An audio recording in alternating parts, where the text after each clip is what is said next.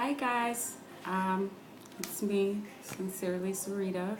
I want to thank everyone who has tuned in or is tuning in. This is the first time I'm recording for Sincerely Syreeta. So, I don't know, I guess I'll get to the point. Um, Recently I've been thinking about friends with benefits, and not just recently. I've watched a lot of friends get into those type of predicaments. I've gotten into those predicaments and learned, of course. But I posed a question on my Sincerely Syreeta Facebook page not too long ago, probably about 2 days ago, about whether it's possible to even have a successful friends with benefits relationship and not committed relationship, just relations, you know. So 59 people actually chimed in, and of those 59 people, 28 felt like yes, it was possible to have a successful friends with benefits relationship, while 25 felt that it was not possible, and 6 were on the fence. They kind of were hung up on whether it was actually possible. They felt like there were some positives and negatives, and they just couldn't agree on a consensus. So, after looking at the results, I got a little, I guess, more involved in the thought process of whether it can actually work and some barriers that can come up. So one of the things that I've personally dealt with when having a friends with benefits relationship, or relations that develops into an actual committed relationship, is trying to identify that fine line between what falls on the friend side and what falls on the benefit / relationship side. You being my mate, that type of thing. So let's say you are in a relationship or having relations with someone who is a close friend of yours, and a conflict rises. Whatever the situation may be, you guys just end up at odds about something, or someone's feelings got hurt, or whatever the case may be, or could possibly be, because possibilities are endless.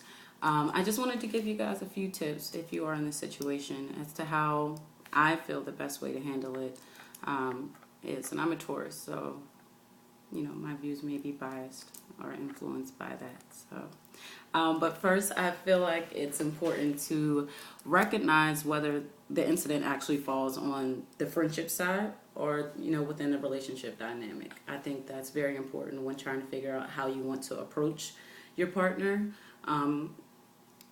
And it allows you to kind of get a grasp on the situation as a whole, to step back and look at it and say, okay, am I hurt because I feel like my friend has hurt me, or am I hurt because I feel like this is something that my mate shouldn't be doing? If we're in a relationship or if we're dealing with each other, I feel like, this is stuff that you shouldn't be doing now. Those are two different things. So please take note. So after you identify whether, what side of the fence it falls on, I think, your next step is to respect the other person's emotions and their right to have them. If their feelings are hurt, you can't be like, oh my gosh, get your life together. Like, what are you mad about? It's not even that big of a deal, because evidently it hurt their feelings. And whether you feel it's irrelevant or not, the person you're dealing with does feel it's relevant. So, and you agreeing to deal with them, you also agree to deal with their emotions. So you need to give them that respect and honestly hear them out. That brings me to my third point. Put yourself in another person's shoes. There's a lot of double standards going on out here. If you feel that if the shoe were on the other foot, you may react differently, you may want to take a step back and say, you know what, maybe I should listen. I think too many times people don't do this. They get a little selfish with it, and they only see things from their point of view. So I do want you guys to make sure that you put yourself in another person's shoes. Once you do that, assess your role in it, and your feelings and your position on the matter. If they feel their feelings are hurt, or they feel like you said something you shouldn't have, or you did something that you shouldn't have, you can say, okay, this is what you think. I see that. I understand that. That's not how I meant it, or maybe that is how I meant it, and this is what I truly feel. In any case, you have to take ownership over what you did in the matter. And, if you didn't mean to do it, then explain that. If you did, then you guys have a whole different issue. Which brings me to number 5, talk. Talk, people. Communicate. That is the number one issue within conflict, or the number one culprit within conflict. Communicate, talk to each other, figure out what the heck is going on. Focus on the core issue, what brought it about, and then prevention methods going forward. If you now know that this person does not like when you look at that girl's booty when she walks past, whether she has a Nicki Minaj butt or not, you might want to be a little more respectful of that, especially if this is somebody that you want to keep. Ladies, the same thing. Control your eyes, or whatever the case may be, whatever the issue is. It's important that you guys talk through it so that you guys can arrive at an agreement, which leads me into my next point and final point. No grudges. You get an agreement. Well, you talk it through. You get your agreement. You guys see each other's sides. You find a solution, or discuss what needs to be done in the future, and then decide to hold no grudges. Make sure you don't. If you let it go, if you guys have talked it through, let it go. I can't say that enough. Let it go. Get over it. Okay? Once you talk to the people, it's done. Once you talk to your lover, your friend, whoever, let it go.